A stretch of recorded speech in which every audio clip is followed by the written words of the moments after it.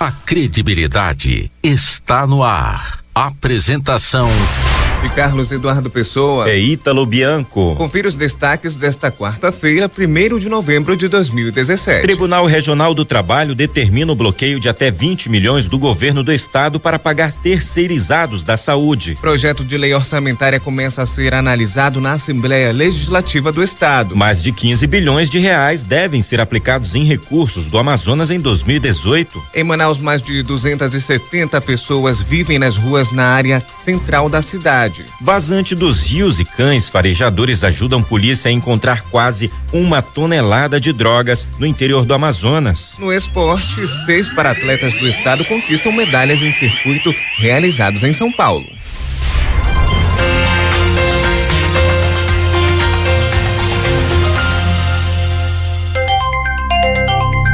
Em Manaus, a previsão para esta quarta-feira é de tempo encoberto nublado com pancadas de chuva isoladas. A intensidade do vento vai variar entre fraco e moderado e a temperatura vai ter mínima de 23 e a máxima de 33 graus. As informações são do Instituto Nacional de Meteorologia.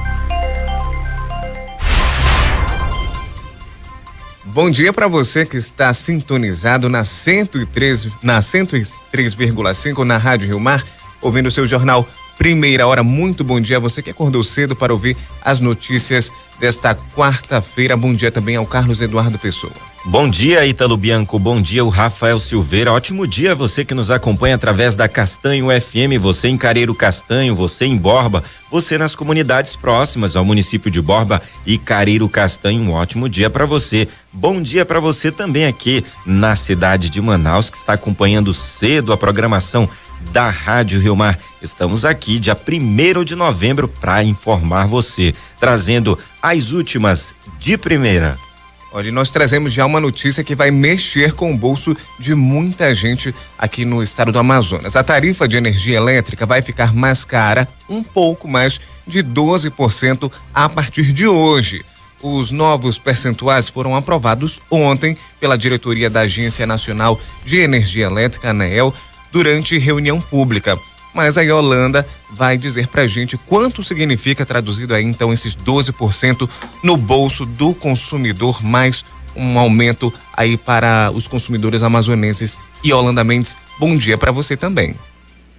Bom dia, Ítalo, bom dia, Carlos, ouvintes da Rádio Rio Mar. Esse 1º de novembro nós já começamos falando sobre reajuste na energia elétrica, que começa a valer a partir de hoje. Eu sei que a população não vai gostar muito, mas infelizmente a Amazonas Energia já informou que os consumidores atendidos pela distribuidora de energia vão ter a tarifa reajustada a partir de hoje. Os consumidores residenciais vão ter aumento de 12,67% em suas contas de energia. Já as empresas, esse reajuste será de 12,68% para baixa tensão e 25,17% para média tensão, que no caso são as indústrias. O custo médio final para o consumidor chega a 17,13%. Os novos percentuais foram aprovados ontem, na terça-feira, pela diretoria da Agência Nacional de Energia Elétrica, ANEEL, durante uma reunião pública. A concessionária atende aproximadamente 968 mil unidades consumidoras localizadas aqui no estado do Amazonas. Ao calcular esse reajuste, conforme estabelecido no contrato de concessão, a agência considera a variação de custos associado à prestação do serviço. O cálculo leva em conta a aquisição e também a transmissão de energia elétrica, bem como os encargos setoriais. Então, muita atenção. Hoje, esse aumento na conta de energia passa a valer nos residenciais, pequenas empresas e alta tensão, que no caso são as indústrias, né? Então, esse reajuste começa a valer a partir de hoje. Ainda falando sobre energia elétrica, ontem nós tivemos também novamente uma manifestação lá na Cosme Ferreira Isso por conta, na verdade, na Avenida Altais Mirim, mais conhecida como Grande Circular, isso porque eles estavam sem energia elétrica. Isso já dura mais ou menos 2 dias desde o último temporal aqui em Manaus. Então, nós esperamos, já que vai ter um reajuste, que realmente, quando o consumidor vai pagar um pouco mais caro pela conta de energia, que pelo menos seja restabelecida essa energia elétrica, principalmente lá para os moradores da Zona Leste, que desde o último temporal estão sem energia em algumas localidades, em alguns bairros da Zona Leste de Manaus. Ítalo e Carlos. O mínimo que se espera é que, além desse ajuste de 12%, melhore também o serviço aqui na nossa região. E uma pesquisa de campo foi realizada no conjunto Castanheiras, Zona Leste de Manaus, com o objetivo de conferir se o problema de falta de abastecimento de água vem sendo resolvido conforme o acordado e firmado com a empresa responsável. Segundo a assessora jurídica do Procon Manaus, Patrícia Lima, em um aspecto geral, a pesquisa obteve um resultado satisfatório. Após as vistorias nas casas, nós fomos visitar realmente cada morador para verificar a situação do abastecimento de água. Posso dizer que o saldo ele é positivo, mas ele ainda não é o ideal. A gente ainda encontrou algumas casas, alguns moradores relatando problemas no abastecimento, alguns horários havia água, em outros não. Mas no geral a gente teve um feedback positivo da população de ter realmente havido uma grande melhora nesse período que o Procon Manaus, em parceria com a Arsan, em parceria com o GPM Água, claro, com a própria Manaus Ambiental, estão atuando para melhorar o abastecimento de água aqui no Parque Castanheiras. Bem, durante uma audiência, a empresa Manaus Ambiental apresentou um plano de trabalho com todas as medidas a serem tomadas. Conforme o planejamento, essas medidas deveriam ser cumpridas até a 3ª semana do mês de outubro. E a Motorhonda da Amazônia entregou ontem 5 motos para o município de Manaus. O vice-prefeito e secretário municipal de infraestrutura, a Seminf, Marcos Rota, explicou que os veículos vão ser destinados ao setor de fiscalização para auxiliar no acompanhamento das obras em andamento na cidade. São 5 motocicletas que vão nos ajudar bastante a otimizar o nosso serviço de fiscalização das obras da Prefeitura Municipal de Manaus e da Secretaria Municipal de Infraestrutura. Não tenho dúvida alguma de que elas terão muita valia para a gente, porque hoje nós temos essa necessidade de dar agilidade cada vez mais nesse processo de fiscalização.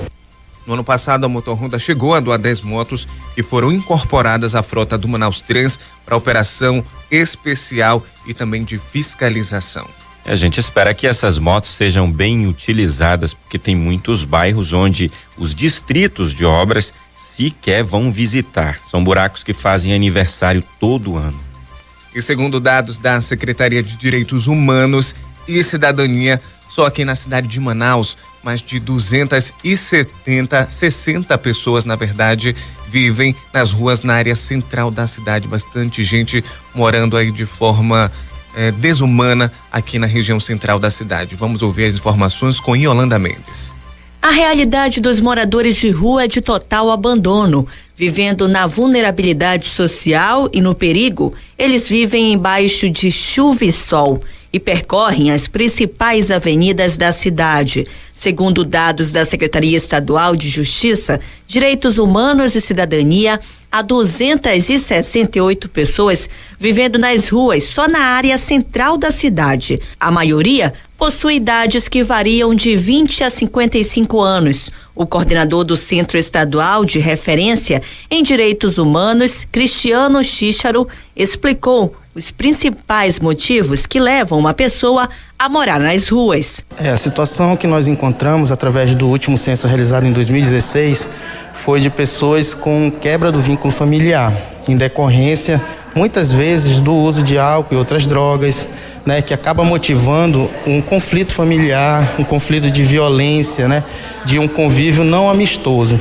Então essas pessoas, a maioria delas quebraram esse vínculo familiar e, em decorrência disso, optaram em sair de casa e acabaram nessa situação de rua, né? Então, o relato que nós temos desse último censo realizado em 2016 foi exatamente nesse sentido. A Sejusc começou um novo levantamento para mapear o número de pessoas vivendo em situação de vulnerabilidade, dessa vez expandido para outros bairros e municípios do Amazonas. Como, por exemplo, ir para o bairro da Glória, ir para a Zona Leste e fazer um mapeamento 100%, essa orientação, fazer um mapeamento 100% na cidade de Manaus das pessoas em situação de rua.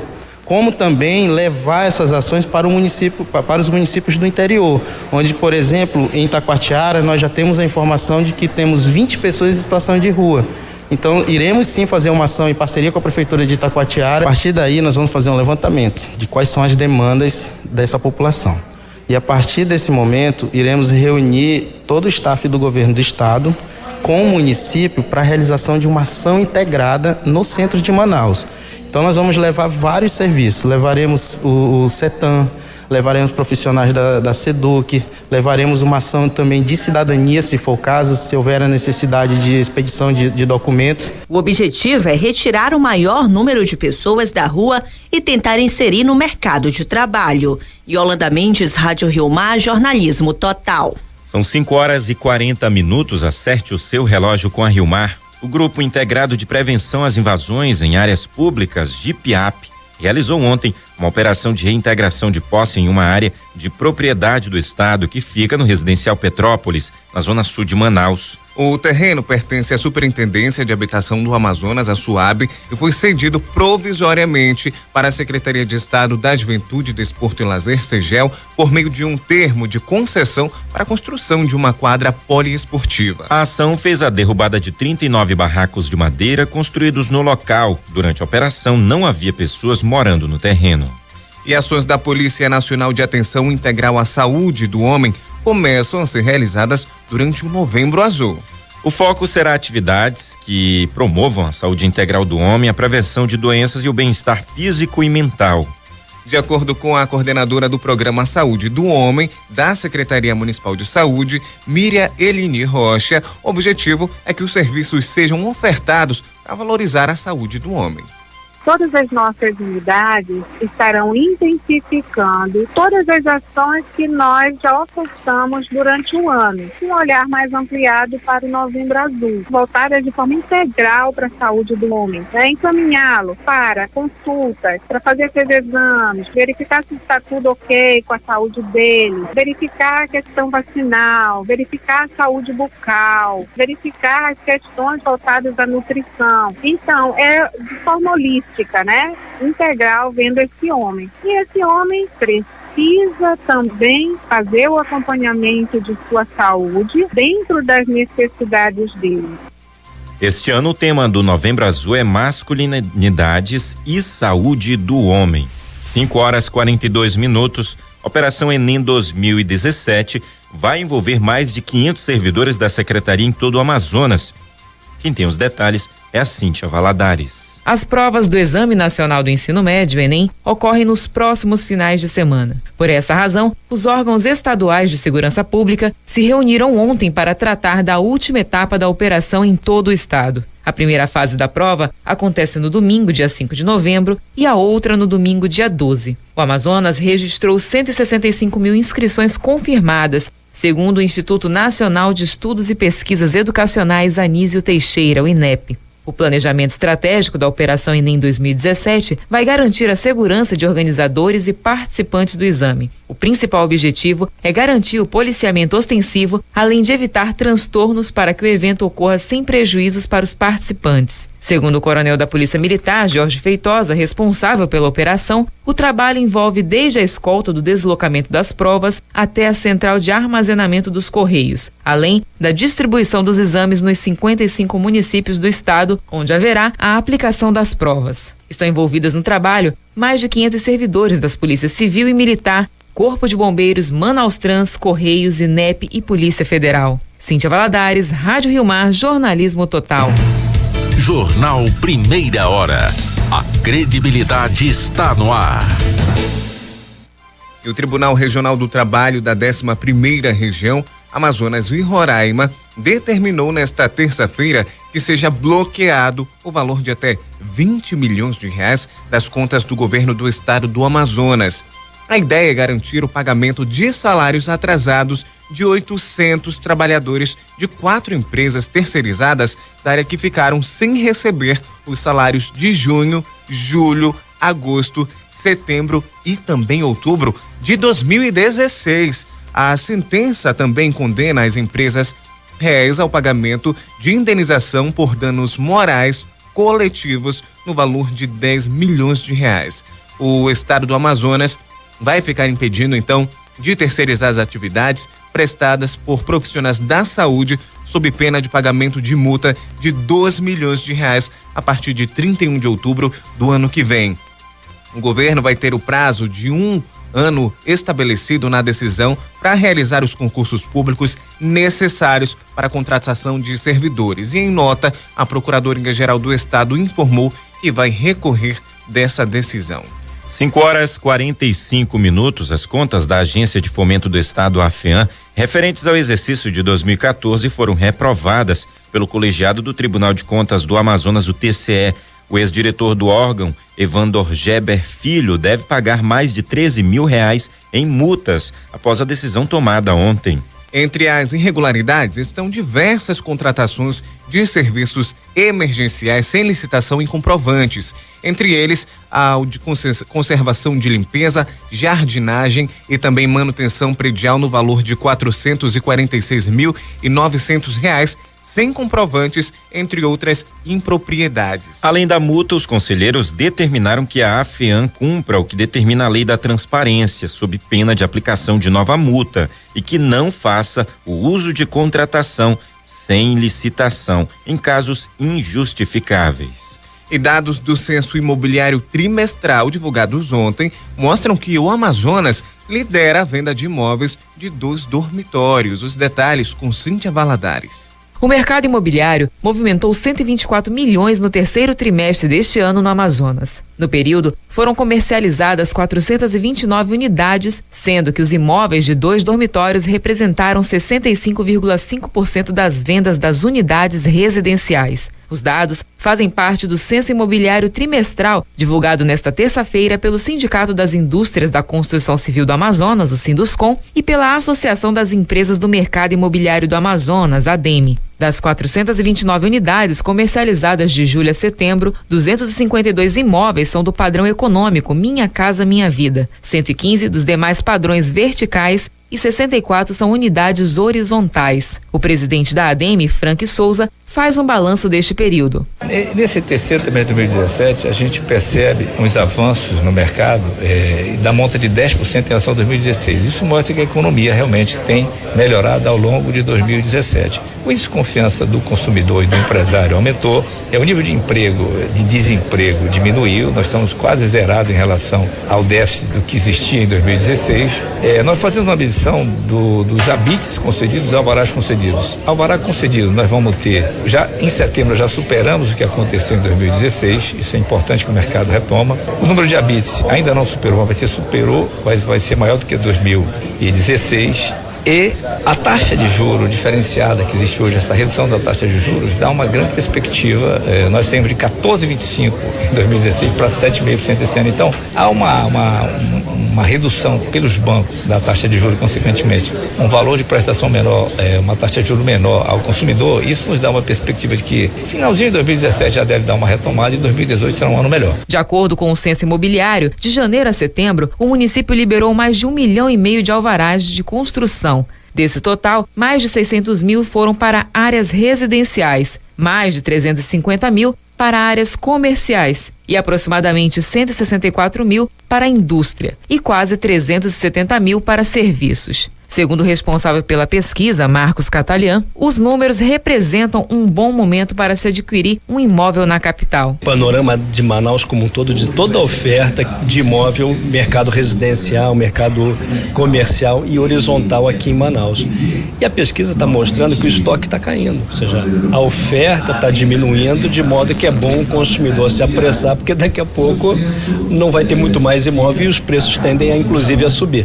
Eu diria que 2017 ainda é o último ano que dá para fazer ainda um bom negócio. A tendência é a virada do ano e a melhoria dos preços. E, portanto, vai mudar um pouco o cenário aqui na cidade. De acordo com o levantamento, as vendas do mês de setembro deste ano registraram um valor de 74 milhões e 700 mil. Cíntia Valadares, Rádio Rio Mar, Jornalismo Total. E o programa Crédito Solidário está sendo renovado entre o Fundo de Promoção Social e Erradicação da Pobreza, o FPS, e a Agência de Fomento do Estado do Amazonas, a AFEAM. Vão ser investidos 3 milhões de reais nessa nova etapa do programa, com o diferencial que as famílias atendidas vão ter um acompanhamento contínuo após a liberação do financiamento. Nesta terça-feira, as diretorias da AFEAM e do Fundo de Promoção Social se reuniram na sede da Agência de Fomento para definir os últimos detalhes para a continuidade do programa. O valor vai atender ações do Fundo Social ainda neste fim de ano e em 2018. O programa Crédito Solidário possibilita o acesso ao crédito de uma maneira desburocratizada para as pessoas em situação de vulnerabilidade social, especialmente fragilizadas pelo desemprego. Jornal Primeira Hora. Projeto de lei orçamentária começa a ser analisado na Assembleia Legislativa do Amazonas. Mais de 15 bilhões de reais devem ser aplicados em recursos do Amazonas em 2018. Quem tem os detalhes é a Vitória Lima. A partir dessa quarta-feira, a Assembleia Legislativa do Amazonas tem 20 dias para analisar o projeto de lei orçamentária anual 2018, pelas comissões de Finanças Públicas e a Comissão de Constituição, Justiça e Redação. Após a avaliação, o presidente da Comissão de Finanças Públicas, Josué Neto, explica que a tramitação tem um prazo para ser encerrado. Nós vamos ter um prazo para conceder o parecer preliminar e nós vamos remeter ao plenário. A partir do momento que remeter ao plenário, existem 24 deputados. Serão 5 sessões para também fazer a análise da lei e apresentar os movimentos. Ela deverá terminar. Mudanças é a volta do Fundo de Desenvolvimento do Interior, FTI, que deve beneficiar principalmente a população do interior. Segundo o governador do estado, Amazonino Mendes, o fundo já existia há 15 anos e será retomado. Uma grande novidade, e é muito importante, uma notícia alvissareira, sobretudo para o povo do interior. Eu estou restaurando o que eu criei lá atrás, há mais de 15 anos. Nós criamos um fundo voltado para o interior, desenvolvimento do interior, o FTI.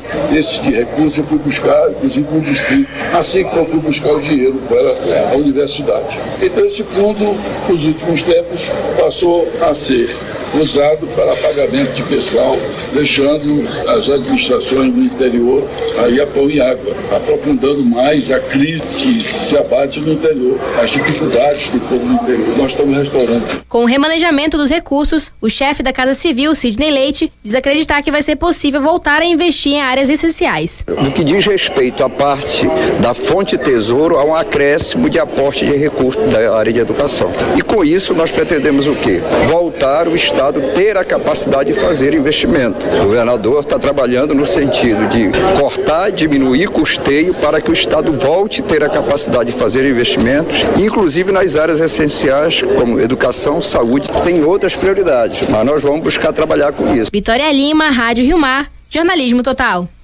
E a Secretaria de Política Fundiária do Estado participou ontem de uma reunião sobre os conflitos agrários aqui na cidade de Manaus, especialmente na comunidade de Uberê, que fica localizada no ramal do Brasileirinho, na zona leste da capital. Entre os encaminhamentos acertados está a visita no dia 5 de dezembro à comunidade, além do trabalho individual de cada entidade envolvida na situação. O titular do órgão, Diego Afonso, se comprometeu a disponibilizar uma equipe para fazer um levantamento necessário sobre a área para regularização fundiária. O evento aconteceu no Ministério Público Federal do Estado do Amazonas. E as capacitações para a elaboração do Plano Municipal da Assistência Social quadriênio 2018 a 2021 foi concluída nesta terça-feira.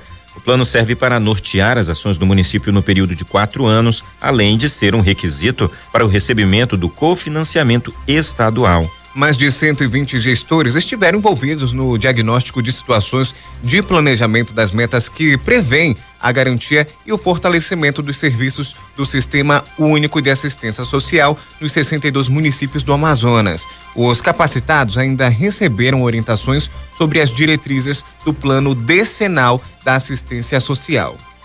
E Comissão de Direitos Humanos debate violações aos direitos indígenas e quilombolas, os direitos dessas minorias. Quem vai trazer os detalhes é o Adrian Alencar, da Rádio Senado. As violações aos direitos indígenas e quilombolas foram debatidas em audiência pública da Comissão de Direitos Humanos do Senado. O coordenador executivo da Articulação dos Povos Indígenas do Brasil, Mário Nicásio, destacou que a relação do Estado com os povos indígenas no Brasil ainda é marcada pela violência e pela violação de direitos. Isso tem desgastado e tem dado invisibilidade a nós povos indígenas aqui no Brasil. Então é importante considerar que também precisamos de direitos humanos em nossas terras, para nossa vida integral e moral dos povos indígenas aqui no Brasil. O representante das comunidades negras rurais quilombolas, Denildo de Moraes, observou que o índice de homicídios de jovens negros nas capitais é um dos mais alarmantes da história. A cada 10 jovens assassinados, 9 são negros. E isso é fruto da dívida histórica e do processo de reparação que o Estado brasileiro ainda não conseguiu fazer com esses povos. Para o senador João Capiberibe, do PSB do Amapá, ainda há muito preconceito com essas minorias, apesar da miscigenação brasileira. Nós somos um país formado por eurodescendentes, afrodescendentes e indígenas, então um mosaico étnico importante e que a democracia brasileira tem muita dificuldade em respeitar. O deputado do Parlamento Europeu, Antônio Marinho, de Portugal, ressaltou que as leis devem ser criadas para ajudar na melhoria de políticas voltada aos direitos humanos e não o contrário. Seja qual for os direitos humanos, e a lei tem que os respeitar e proteger, não limitá-los, não impedir o seu exercício e muito menos, que é a forma mais cruel e mais cobarde de violação dos direitos humanos, é criar leis especificamente para permitir violações dos direitos humanos. A audiência pública atendeu a requerimento do senador João Capiberibe. Também participaram do debate representantes do Conselho Indigenista Missionário, do povo Pataxó e da Fundação Nacional do Índio. Da Rádio Senado, Adrian Alencar. E o país realmente tem dívida com os indígenas, com os negros, com as vítimas de rancenias e que tinham aí suas crianças retiradas e que eram confinadas em colônias. Então, é importante discutir sempre esse assunto e nunca esquecer do que realmente foi nossa história. Que a Agência de Defesa Agropecuária e Florestal do Amazonas, a DAF, órgão vinculado à Secretaria de Produção Rural do Amazonas, CEPROR, participa hoje de audiência pública no município de Manaquiri, a 156 quilômetros de Manaus. O objetivo é coibir e abater também o clandestinamento de animais e a comercialização de produtos de origem imprópria ao consumo humano. A audiência pública é de autoria do membro da Comissão de Agricultura, Pecuária, Pesca, Abastecimento e Desenvolvimento do Campo, o vereador Everton Jacob. Polícia. Está na linha Yolanda Mendes para trazer as informações das ocorrências policiais. Carlos, e nós já começamos esta quarta-feira falando que pelo menos 20 pessoas ficaram ontem na mira de um revólver durante um assalto em um conselho tutelar na zona centro-oeste, localizada na rua Rodolfo Valente, no conjunto Juruá, lá no Planalto. Inclusive, de acordo com a coordenadora do conselho tutelar, dona Leidinalva Martins, esses 3 homens entraram nesse conselho tutelar, já anunciaram um assalto, recolheram ali objetos dos funcionários e também de pessoas que estavam sendo atendidas no momento do assalto. Ela disse ainda que um dos motoristas do local foi inclusive ameaçado de morte após tentar fugir ali daquela abordagem durante o desespero de estar com 3 assaltantes dentro desse conselho tutelar. Um boletim de ocorrência foi registrado no 10º Distrito Integrado de Polícia. Os familiares também da adolescente Yasmin dos Santos Rodrigues, de 12 anos, estão procurando a menina. Ela fugiu na última terça-feira, durante a madrugada, com uma outra amiga de 16 anos, deixando na residência apenas uma carta, um bilhete para a família, dizendo que os pais não se preocupassem, que ela iria voltar daqui a 2 anos. E essa informação foi, inclusive, confirmada pelos pais. O pai dela que está desesperado atrás dessa menina, de acordo com o seu Anderson Salles. A Yasmin, ela é a filha do meio, né? Tem mais 3 irmãos e nunca tinha fugido de casa sem avisar, ou ido a qualquer local sem avisar. A família mora ali na Rua do Comércio, na Rua Nossa Senhora do Perpétuo Socorro, lá no bairro Santa Itelvina. Ela saiu durante a madrugada, enquanto os pais estavam dormindo, e um boletim de ocorrência foi registrado na Delegacia Especializada em Crimes contra a Criança e ao Adolescente, a DEPCA, e os pais continuam em busca da Yasmin. A Yasmin dos Santos Rodrigues, de apenas 12 anos. Então, quem tiver qualquer tipo de informação, pode ligar para o 190 da Polícia Militar. Agora vamos com informações aqui do Instituto Médico Legal. Deu entrada no IML vítima de arma de fogo, lá na comunidade Frei Damião, na comunidade Bela Vista, o seu Elielson Duarte Mendonça, de 37 anos. Também deu entrada aqui no IML, vítima de um estrangulamento lá na Rua São Grego, no bairro Parque São Pedro, seu Marielson Pereira, de 43 anos, vítima de arma de fogo, ontem à noite na Rua São Joaquim, lá na Redenção, o Paulo da Costa Pinto, de 25 anos. Também nós tivemos o caso de um senhor que foi morto lá no quilômetro 28, na comunidade Cristo Rei, em Presidente Figueiredo, um senhor de 75 anos, um idoso, o seu Rodrigo Charles Macuxi, que foi vítima de arma branca. A Delegacia de Homicídios investiga esse caso. Carlos e Ítalo. Obrigado, Yolanda, mais uma vez pelas informações.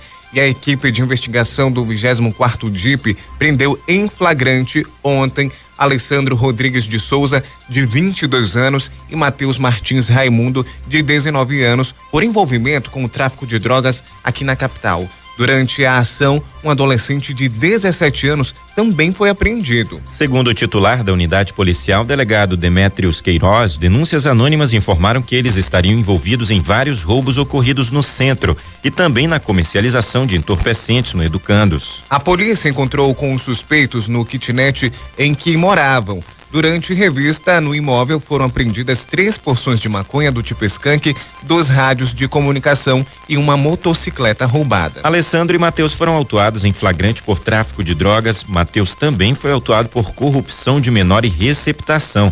Já o adolescente foi para a delegacia especializada em apuração de atos infracionais. E outro caso similar aconteceu no conjunto Parque das Nações, no bairro de Flores, zona centro-sul da cidade. Os policiais civis do 12º DIP prenderam Carlos André Alves da Silva, de 22 anos, Gabriel Pereira da Silva, de 21 anos, João José Bentes dos Santos, de 23, e Luciana Ernesto de Alencar, de 37 anos, todos por envolvimento com o tráfico de drogas. Uma adolescente de 14 anos também foi apreendida.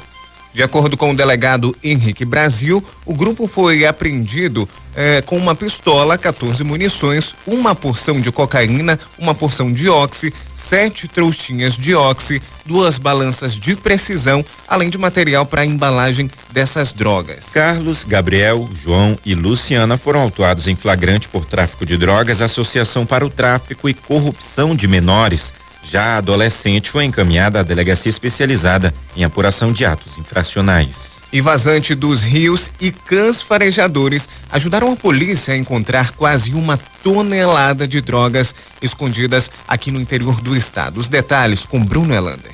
A seca dos rios e as cadelas farejadoras Vênus e Jade, das raças Pastor, Alemão e Labrador, ajudaram a Polícia Civil do Amazonas a apreender 900 quilos de cocaína pura, com valor estimado em 20 milhões de reais pelo delegado Paulo Bavinier. O pescador peruano Pedro Dias Oraco, de 42 anos, e Zilmar Albino Santa, de 32, foram presos em flagrante. O delegado, que atua no Departamento de Investigações sobre Narcóticos, narra como foi a abordagem. As equipes da Polícia Civil e da CA estavam posicionadas no Rio Solidário, Solimões aguardando a passagem dessa lancha. A lancha vinha sendo rebocada por uma rabeta. Nessa abordagem tinha um peruano conduzindo essa lancha e um brasileiro conduzindo a rabeta. Percebemos que o assoalho da lancha era bastante elevado, formando porões, onde possivelmente estariam guardados entorpecentes. O cão farejador que estava a bordo foi embarcado, rapidamente detectou a presença de um saco com peças de cocaína. Após a inspeção, a polícia apreendeu apenas 10 quilos de droga, mas com as informações repassadas pelos responsáveis pelas embarcações e, novamente, com o faro das cadelas, a outra parte do carregamento ilícito foi encontrada enterrada na Ilha da Marchantaria, na zona rural do município de Iranduba. O brasileiro que estava conduzindo a rabeta disse que tinha ido buscar o peruano por volta de meia-noite do dia anterior numa ilha nas proximidades do Curari, ali na divisa entre Iranduba e Careiro da Várzea. E os cães rapidamente encontraram o entorpecente que estava enterrado. Contabilizamos aí mais de 25 sacos que pesados aqui periciados, totalizaram aproximadamente 900 quilos de cloridrato de cocaína, que é a forma mais pura dela. Os transportadores da droga afirmaram que iam receber R$10 mil pelo serviço e não informaram a quem o material ilícito seria entregue. Segundo a polícia, essa foi a maior apreensão de cocaína no estado. Na semana passada, foram apreendidos 400 quilos de droga entre os municípios de Iranduba e Manacapuru. As ações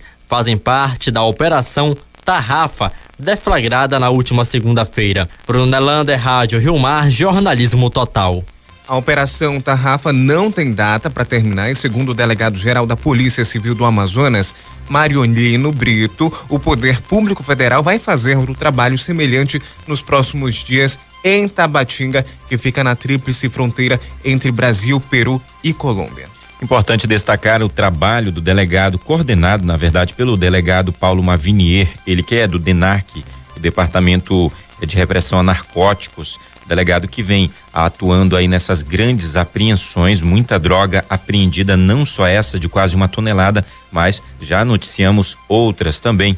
Aí o trabalho da Secretaria Adjunta de Inteligência do Grupo Fera, também do Departamento que trabalha com a questão das lanchas também, o DEFLU e o Canil também, que atuaram nesta apreensão. Destacar o bom trabalho da nossa polícia. E Emerson Brasil da Silva, de 21 anos, foi preso em flagrante ontem na comunidade Alfazema, que fica situada no bairro Jorge Teixeira, zona leste da capital, em posse de uma arma de fogo, munições e também drogas. Segundo o delegado Rafael Guevara, denúncias anônimas informaram que Emerson teria assassinado Marcondes Meireles Brito no último dia 23 de outubro, na Avenida Itaúba, que fica no bairro Jorge Teixeira, na zona leste de Manaus. O suspeito foi preso na residência onde morava com um revólver e munições intactas, além de 5 porções de maconha, 10 trouxinhas da mesma substância, 3 rádios comunicadores e uma balança de precisão. No 30º DIP, Emerson foi autuado em flagrante por tráfico de drogas e posse ilegal de arma de fogo e munições. Ele ainda confessou a autoria do homicídio e foi encaminhado à Delegacia Especializada em Homicídios e Sequestros. Jornalismo com credibilidade. 6h13. Acerte o relógio com a Rio Mar e os moradores da Zona Leste de Manaus vão receber no próximo sábado os serviços gratuitos de cidadania, saúde, esporte e lazer do programa Todos pelo Amazonas. A mobilização vai ser realizada das 8 horas da manhã às 4 da tarde no Centro de Educação de Tempo Integral 7 Elisa Bessa Freire, no bairro Jorge Teixeira. Esses serviços oferecidos nas edições do programa são atendimentos médicos, clínicos e dermatológicos também, como aferição de pressão e teste de glicemia, emissão de primeira e segunda via de carteira de identidade e CPF e carteira também de trabalho. Além de palestras, oficinas e atividades profissionalizantes, serviços de atendimento ao consumidor, atividades de educação no trânsito para crianças e também orientação de primeiros socorros. No mês da campanha Novembro Azul, o Hospital e Pronto-Socorro da Zona Norte de Manaus passa a oferecer cirurgias urológicas e proctológicas também. Olha que interessante. Procedimento na bolsa escrotal, bexiga e vasectomia estão entre as cirurgias que passam a ser realizadas a partir desta semana. Antes do agendamento, são realizados diversos exames e o paciente precisa estar em boa condição de saúde. Olha, atenção, vão ser atendidos apenas pacientes que receberam indicação de procedimentos em unidades básicas de saúde, as UBSs, ou policlínicas que aguardam a marcação da cirurgia pelo sistema de regulação. Em caso de dúvidas, é só entrar em contato com o Núcleo Interno de Regulação do Hospital e Pronto Socorro da Zona Norte.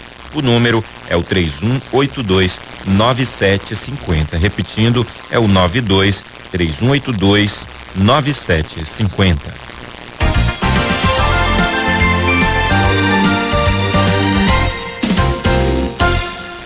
E em comemoração aos 17 anos de existência, o Museu da Imagem e do Som do Amazonas, o MISAM, realiza uma programação especial. Atividades gratuitas vão acontecer de 7 até o dia 11 de novembro, isso. Sempre das 9 horas da manhã até as 2 da tarde, no Palacete Provincial, na Praça Eleodoro Balbi, no centro de Manaus. Essa programação vai contar com oficina de fotografia, exibição de curtas-metragens, apresentação musical e também mostra de revistas em quadrinhos. Além dessas atividades, no dia 9 de novembro, a partir das 9 horas da manhã, vai acontecer uma oficina de fotografia para crianças ministrada pelo fotógrafo Carlos Navarro. A boa notícia. A boa notícia. Com o Padre Charles Cunha. Bom dia, Carlos. Bom dia. Bom dia, Ítalo. Bom dia, Padre. Bom dia a você, ouvinte da nossa Rádio Rio Mar FM 103,5 e também da Rádio Castanho. Eu ando esquecendo aí o povo da Rádio Castanho que escuta também neste horário. Então, para você do Castanho, um bom dia muito especial. Que essa graça de Deus alcance você e toda a tua família. Minha gente, hoje, quarta-feira, 1º de novembro, é um novo mês, dia também de Todos os Santos. Dia também seu, exatamente. Pelo batismo nós somos santos, somos cristãos. Então fica esse grande chamamento para nós no dia de hoje, pensar na nossa santidade. Como é que você está vivendo a tua fé? Como é que você está vivendo a tua pertença a Deus? Como é que você está vivendo como esse cristão que é chamado a fazer a diferença no mundo? Começando em casa e com a tua família e onde quer que você esteja. Então, a você que me escuta aí indo para o trabalho, no seu carro, ou aí na rota rumo ao distrito industrial, a você que está a caminho da escola, da faculdade, que essa mensagem de paz e de muita esperança chegue agora ao teu coração e que você possa no dia de hoje desejar profundamente ser feliz. É isso mesmo, minha gente, nada de guardar pessimismo no coração. Já dizia o Papa Francisco, o cristão não pode ser pessimista. O cristão deve guardar no coração a certeza de que aconteça o que acontecer, dias melhores virão. Sabe por quê? Porque Deus está conosco, é isso mesmo. Então, por falar nisso, em Deus está conosco, que tal nós acolhermos a boa notícia que Ele tem para nós nesse dia? O Evangelho fala do reino de Deus, que é como uma semente de mostarda. A semente cresce, torna-se uma grande árvore. Meu irmão e minha irmã, escute bem o que eu vou dizer para você. Se você puder parar agora um pouquinho, então pare e escute o que eu vou falar ao teu coração. Às vezes, nós reclamamos muito da vida. Às vezes, a ingratidão está presente em nosso coração. E eu quero dizer algo para você hoje. Feliz é aquele que consegue reconhecer as pequenas maravilhas que Deus realiza no nosso dia a dia. Então, que tal você hoje abrir os seus olhos e principalmente o seu coração para perceber as pequenas alegrias que acontecem no teu dia a dia? Tenha certeza, se assim você o fizer, olha, escute bem o que eu vou dizer para você. No final do dia, você vai poder dizer quão feliz eu sou. E é isso que eu desejo para você profundamente, que ao término de cada dia você possa contemplar a tua vida e poder dizer, apesar de todas as dificuldades, eu sou feliz. E é isso que eu desejo para você. E quero agora comunicar a bênção desse Deus que tanto te ama, que o Senhor Jesus Cristo esteja contigo para te proteger, à tua frente para te conduzir, acima de ti para te iluminar, e através de ti para te guardar, e ao teu lado para te acompanhar. A bênção do Deus amoroso, que é Pai, Filho e Espírito Santo. Amém. Eu desejo um dia de muitas bênçãos e de muitas graças para você. Coragem, ânimo, acolha tudo aquilo que a vida tem reservado para você. E até amanhã, aqui pela nossa Rádio Rio Mar FM e Rádio Castanho também. Um abraço do Padre Charles para você. A boa notícia. Boa notícia. Com o Padre Charles Cunha. 6h20.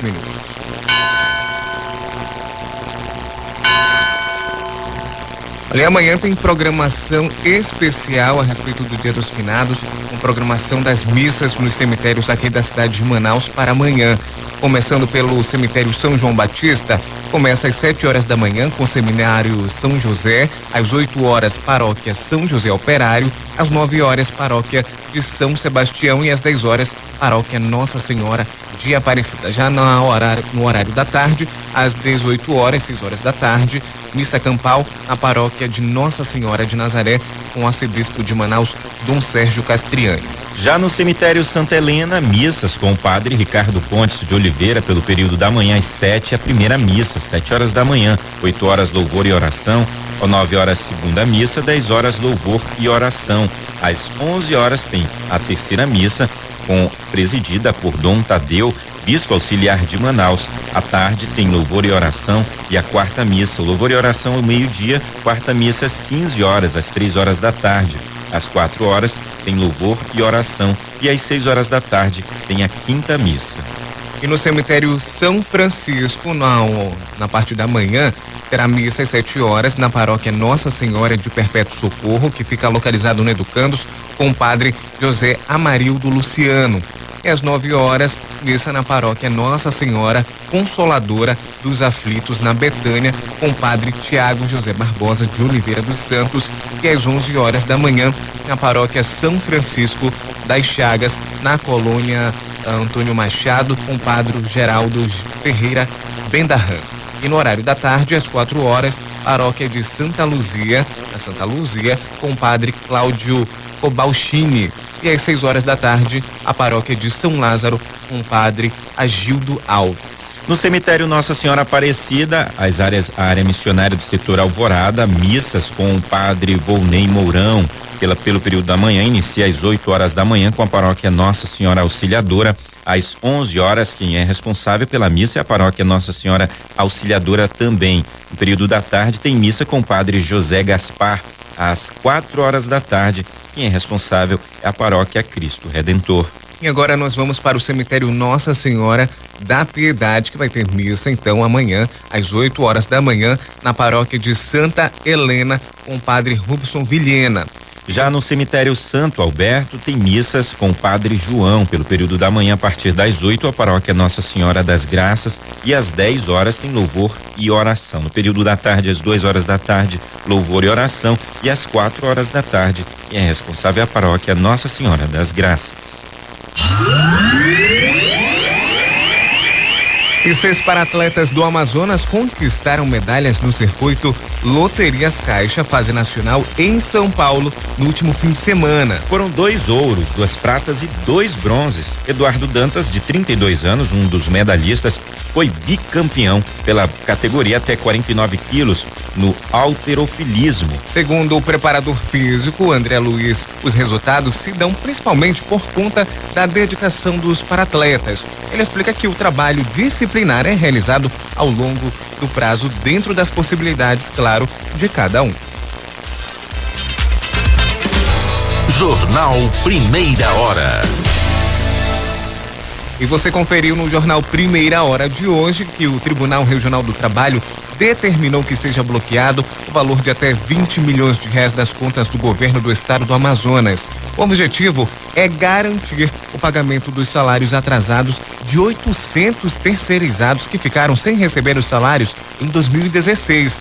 Em nota, o Estado disse que vai recorrer. De primeira às últimas, o Primeira Hora trouxe que a Assembleia Legislativa do Amazonas tem 20 dias para analisar projeto de lei orçamentária. Mais de 15 bilhões de reais devem ser aplicados em recursos do Amazonas no ano que vem. E você conferiu no Primeira Hora de hoje também que mais de 200 pessoas vivem nas ruas da área central de Manaus, segundo o levantamento realizado pela Secretaria Estadual de Justiça, Direitos Humanos e Cidadania. A maioria possui idades que variam de 20 a 55 anos. E deu também no Primeira Hora, mercado imobiliário movimenta 124 milhões de reais no terceiro trimestre deste ano. No Amazonas, os imóveis de 2 dormitórios representaram 65,5% das vendas das unidades residenciais. Jornal Primeira Hora. A credibilidade está no ar. E deixamos você com o pensamento do Papa Francisco. A Virgem Maria nos ajuda a dar o primeiro passo a cada dia para construir a paz no amor, na justiça e na verdade. Jornal